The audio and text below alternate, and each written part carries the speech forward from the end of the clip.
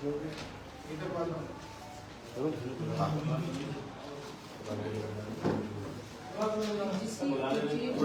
तो होली की धूम है और हमारे साथ आज मौजूद है राज शेखावत, जो जेवर में आज पहुंचे हैं। होली मिलन समारोह का कार्यक्रम था जेवर में। राज शेखावत का परिचय मैं आपको बता दूं, वैसे तो आप सब जानते हैं, क्षत्रिय कर्णी सेना के संस्थापक हैं, अध्यक्ष भी हैं और 8 साल इंडियन आर्मी को अपनी सेवा देने के बाद अब देश को सेवा दे रहे हैं, जैसा कि गूगल पर मैंने पढ़ा है। शेखावत जी, सबसे पहले होली की आपको हार्दिक शुभकामनाएं हमारे चैनल की तरफ से समस्त देशवासियों को। और आज सबसे पहले आप जेवर में पहुंचे, होली मिलन समारोह जेवर वासियों के लिए सबसे पहले क्या संदेश? संदेश तो समस्त भारतवासियों के लिए, क्योंकि होली का ये त्योहार है और जिस तरह से जब होली का दहन का आयोजन होता है तो जितनी भी जिंदगियां होती है या जितने भी पाप होते हैं वो उस अग्नि में जलकर भस्म हो जाते हैं। उसी तरह आओ हम सब प्रार्थना करें माँ करणी से, परमात्मा से कि ये जो यूजीसी काला कानून हमारे बच्चों पर थोपा गया है वो भी भस्म हो जाए। आज के इस युग अवसर पर बड़ा आंदोलन आप करने वाले में पड़ रहा था। बिल्कुल रंगों का त्योहार है और बिल्कुल होली पूरा भारतवर्ष मनाए और भारतवर्ष के समस्त नागरिकों को होली की शुभकामनाएं हम घोषित करते हैं। और आपने कहा एक महा आंदोलन के बारे में आपने बात की, तो यूजीसी रेजोल्यूशन एक्ट 2026 सामान्य वर्ग के जो छात्र छात्राएं हैं उन बच्चों पर सदन में ये आया भी और ये पास भी नहीं और इसे लागू भी इन लोगों ने कर दिया। ये तो स्वर्ण समाज समन्वय समिति और समस्त सामान्य वर्ग के संगठनों ने मिलकर प्रत्येक मोर्चे पे कमान संभाल ली। इसमें कानून का मोर्चा भी हमने संभाला, आपने देखा सुप्रीम कोर्ट ने हमें स्टे दिया। अब आंदोलन का मोर्चा हमने संभाला है 8 मार्च को रामलीला मैदान में दोपहर 12:15 बजे हमारा दिल्ली में आयोजन है। साथ ही साथ जितने भी सांसद है उनसे भी हमारा डेलीगेशन संपर्क कर रहा है कि भाई हमारे समर्थन में आओ, अन्यथा आपकी राजनीतिक जो है जो भविष्य है उसको हम कहीं का नहीं छोड़ेंगे। और साथ ही साथ आप जैसे जो प्रिंट मीडिया डिजिटल मीडिया की जो सामान्य वर्ग के जो लोग हैं वो बड़ा साथ सहकार दे, वो मोर्चा भी हमने संभाल रखा है। युवाओं ने सोशल मीडिया का मोर्चा संभाल रखा है। प्रत्येक मोर्चे पर हमें जंग लड़ने की आवश्यकता नहीं है। तो फौजी आदमी जैसे आपने बताया तो मैं बताऊँ आपको 8 साल तो मैंने कश्मीर में दिए हैं, बाकी 15 साल मैंने अपना दायित्व निभाया है फौज में। 8 साल तो सिर्फ कश्मीर में आतंकवादियों से हम जुड़े हैं। तो हर मोर्चे पे हमें लड़ाई लड़नी अति आवश्यक हो गई और प्रत्येक मोर्चे पे लड़े बिना हमें पता है ये जिसे रूल ब्रेक नहीं होगा। लेकिन दुख की बात तो ये है कि ये काला कानून आया ही, आवश्यकता ही क्या है जब भाईचारा बना हुआ है।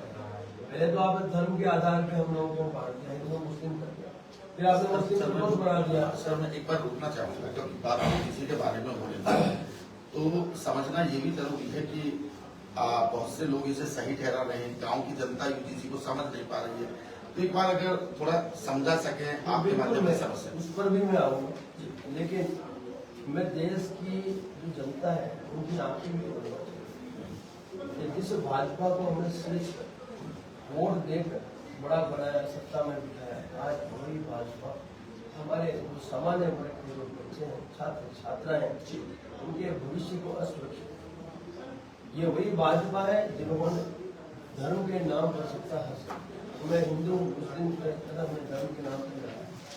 आज वही भाजपा और आरएसएस मुस्लिम प्रकोष्ठ के माध्यम से उन्हें जोड़ दिया। अब उन्होंने एक नया हथियार इस्तेमाल में लिया है, वो है जातिगत भेदभाव। उन्होंने SC ST और OBC के वोट सामान्य वर्ग की घोर उपेक्षा। तो कभी धर्म के नाम पे, कभी जाति के नाम पे ये लोग हमें लड़ा रहे हैं, आपस में हमारा भाईचारा खत्म कर रहे हैं। तो देश के प्रत्येक नागरिक को अब जागने की आवश्यकता है और इन्हें पहचानने की आवश्यकता, इन्हें उखाड़ फेंकने की आवश्यकता। यूजीसी जो है, जो काला कानून आया है, उसमें कई सारी विसंगतियां हैं और इन विसंगतियों को दूर करने के लिए यूजीसी को रोल बैक होना अति आवश्यक है।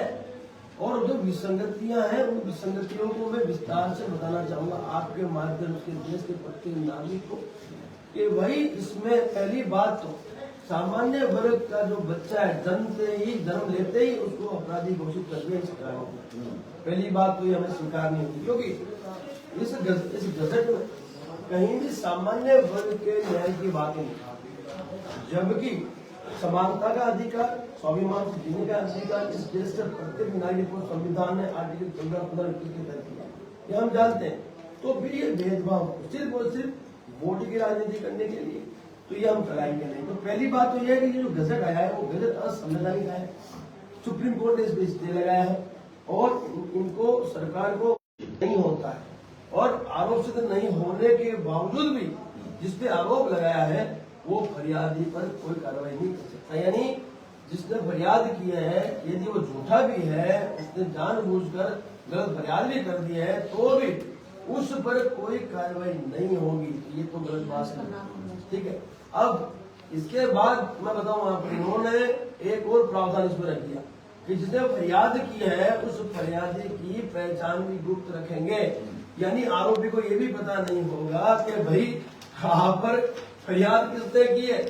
सोचो इन्हीं कितनी निम्न स्तर की मानसिकता दर्शित ये भाजपा के केंद्र सरकार हो गई। और तो छोड़ो सब, अब आरोप लगे हैं सामान्य वर्ग के छात्र छात्राओं, और जो जांच कमेटी है उस जांच कमेटी के अंदर एक भी सामान्य वर्ग का नागरिक लिया ही नहीं। यानी साहब निष्पक्षता की बात हम कैसे करें जब जो जांच कमेटी है उस जांच कमेटी में एक भी सामान्य वर्ग का नागरिक स्थान नहीं प्राप्त करता है, तो जो आरोपी है जिसका आरोप लगा वो सामान्य वर्ग का है, तो वो सामान्य वर्ग का जो व्यक्ति वो न्याय किससे देगा।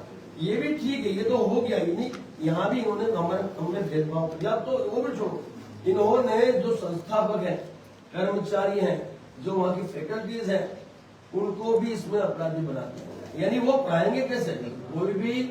कोई भी सामान्य वर्ग का जो फैकल्टी है, कर्मचारी है, वो भी अब बिल्कुल सीमित रहेगा। और छोड़ो इससे जो संस्थापक है, जो सब यूनिवर्सिटी के जो संचालक हैं, यदि उन्होंने इनकी रिकमेंडेशन सिफारिश को नहीं माना तो उनके सारे के सारे जो सरकारी जो परमिशन है वो सब रद्द कर देंगे। कुल मिला के सामान्य वर्ग के जो नागरिक हैं, जो छात्र छात्राएं हैं, उनको इन्होंने अपराधी घोषित कर दिया इस गजट के माध्यम से। तो इसलिए हम कह रहे हैं कि भाई ये जो आपने गजट दिया है, जो बिल पास किया, जो कानून बनाया, देखिए सब कानून है, और ये कानून को यदि हमें वापस नहीं करवाया तो आप सुनिश्चित समझिए जिंदगी भर के लिए हमारे बच्चे असुरक्षित रहेंगे। इसलिए हम लोगों ने लगातार पिछले कई दिनों से पश्चिमी उत्तर प्रदेश, हरियाणा के जो जिले हैं उसमें, दिल्ली में हम लोग लगातार यात्राएं कर रहे हैं, ज्ञापन दे रहे हैं, क्योंकि जब ये लागू हुआ तब से आज तक का समय बहुत होता है सरकार को संज्ञान में डालने का। तो हमने वो सारी कार्रवाई की है, और अब हम 8 मार्च को रामलीला मैदान में 12:15 बजे महाआंदोलन के माध्यम से किसी भी हद तक जाना पड़े इसे रोल बैक करवाने के लिए मैदान में। तो आपकी ही पार्टी ये आंदोलन कर रही है छत्तीसगढ़ से, या इसके अलावा और भी पार्टियों को? देखिए मैं बताता हूँ आपको, जब से यूजीसी का कार्यक्रम गया तब से लेके आज तक हम लोगों ने एक प्लेटफॉर्म का स्थापन किया है। वो प्लेटफॉर्म है स्वर्ण समाज समन्वय समिति, S4 स्वर्ण समाज समन्वय समिति। एक ऐसा फेडरेशन है, उस फेडरेशन में इस देश के सामान्य वर्ग के संगठन के प्रमुखों को स्थान दिया। ऐसे कई 100,000 सामान्य वर्ग के प्रमुख आज इसमें स्थान प्राप्त कर चुके हैं। अब सोचिए, जैसे मैं घूम रहा हूँ पश्चिमी उत्तर प्रदेश, हरियाणा और दिल्ली में, वैसे ही वो लोग भी अपने अपने प्रदेशों में लगातार आमंत्रण का कार्य कर रहे हैं। वो संख्या के बिना सफलता मिलती नहीं है। इसीलिए हम लोग लगातार पिछले 15-20 दिनों से रोज 2 जिले 3 जिले में ज्ञापन दे रहे हैं, प्रेस वार्ता कर रहे हैं। और प्रेस वार्ता इसलिए आवश्यक है साहब कि आप एक ऐसा माध्यम हो जो युद्ध स्तर पर हमारी ये जो आमंत्रण की यात्रा है उसको आप गांव के घर घर तक पहुंचाने में हमारी सहायता कर सकते हो। तो मैं आपसे आग्रह करता हूँ, आपके माध्यम से आग्रह करता हूँ इस देश के प्रत्येक सामान्य वर्ग के नागरिकों कि हमारे इस आमंत्रण को स्वीकार करें और सिर्फ एक दिन अपने बच्चों के उज्जवल भविष्य के लिए, उनकी सुरक्षा के लिए आप निकल दिल्ली अवश्य पधारे। 8 मार्च 2026 दोपहर 12:15 बजे रामलीला मैदान अवश्य पधारे, ताकि हमारे बच्चों का भविष्य जो है एक चीज और एक नारा चल रहा है जब से यूजीसी लागू हुआ है कि योगी तुझसे बैर नहीं, मोदी शायद दिन खेर नहीं, तो राज शेखावत कैसे? नहीं, बिल्कुल सही नारा है ये, क्योंकि केंद्र की भाजपा सरकार द्वारा ये बिल आया और इसे पास भी कराया गया और इसे लागू भी करवाया गया। तो गलती तो मोदी और अमित शाह की है और सांसदों की है। जिन सांसदों ने हमारे कोटे से टिकट लिए, हमारे वोट से जीत के वो सदन में जाके बैठे हैं और जब हमारे बच्चों के विरोध में, उनके अगेंस्ट में कोई बिल आ रहा है तो उसमें वो आपत्ति दर्ज नहीं कर रहे हैं।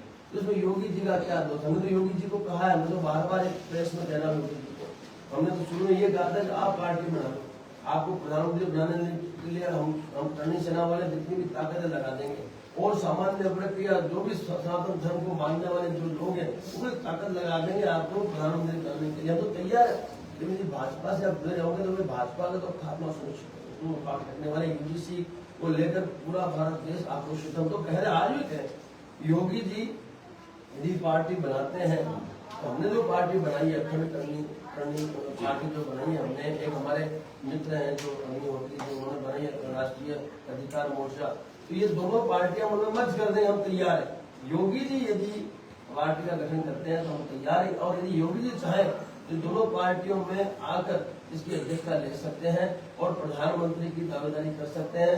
हम विश्वास दिलाते हैं कि हम तन मन धन से सब तक जाएंगे। हमें आपत्ति मोदी योगी से है नहीं, हमें आपत्ति है तो ये जो निम्न स्तर की मानसिकता के लोग केंद्र में बैठे हैं, जो लगातार हमारे सामान्य वर्ग को उपेक्षित करते हैं, लगातार हम पर ऐसे काले कानून थोपते हैं जो काले कानून से हम परेशान है, जो हम त्रस्त है, ग्रसित है। जब कानून बन चुका है अनुसूचित जाति जनजाति के लिए तो फिर आपको ये कानून दूसरा इन्होंने ओबीसी को ले लिया। भाई ओबीसी जो है वो ओबीसी बड़ी संख्या में देश में है, उनको भी इन्होंने इसमें ले लिया। हमें सिर्फ और सिर्फ उपेक्षा देनी, हमें इन्होंने इस गजट के माध्यम से क्या करेंगे बताइए। देश का नागरिक गुजरात इन्होंने तो स्विच का हमला किया तो बड़ा ही चिंतित है कि साहब हमने बहुत बड़ी भूल कर दी। अब उस भूल का जो है सुधार करते हैं आने वाले जो चुनाव है भाई देखो इनको सिर्फ वोट की बातें समझ में आती है, वोट की चोट देना हमें आती है। भाई जब गुजरात की घटना हुई ये 400 का समय के भाग रहे थे, हमने पकड़ लिया तो 47 समेट किया, आपने देखा हो। अब देखिए इन्होंने फिर पंगा ले लिया, अब तो पंगा पूरे सामान्य वर्ग से ले लिया। अब सुनेंगे क्या करूँ, अब तो इनको एक सीट भी मिलना मुश्किल नहीं बताऊँ आपको, क्योंकि भाजपा से जुड़ा हुआ 90% जो सदस्य है वो तो सामान्य वर्ग का है, वो सब में आक्रोश आप बिल नहीं करोगे। हमको तो पीछे से ऐसे कई आरएसएस के लोगों का, कई भाजपा के लोगों का समर्थन मिल रहा है, जो लोग भयंकर ग्रसित है इस विषय।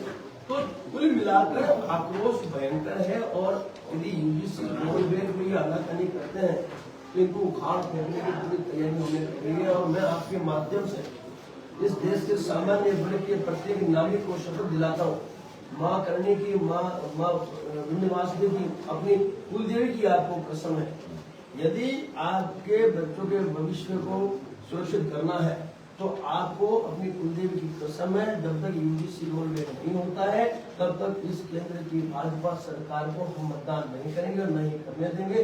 और तो और भाजपा और आरएसएस के किसी भी कार्यक्रम में हमें उपस्थिति दर्ज नहीं करनी है, चाहे कुछ भी हो जाए। एकमात्र विकल्प हमारे पास है, क्योंकि वोट की ही भाषा को समझ में नहीं आती। राज शेखावत थे जो आज जेवर में पहुंचे थे। यूजीसी पर बहुत बड़ा आंदोलन दिल्ली के रामलीला मैदान में 8 मार्च को होने जा रहा है। राज शेखावत हरियाणा हो, पंजाब हो, उत्तर प्रदेश हो, जगह जगह घूमकर संपर्क कर रहे हैं, क्योंकि 8 मार्च को बहुत बड़ा आंदोलन है। और स्वर्ण समाज समन्वय समिति इन्होंने बनाई है जिसमें और दूसरी पार्टियां जो करनी सेना के अलावा है उनके भी जो प्रमुख हैं उनको बुलाया गया है।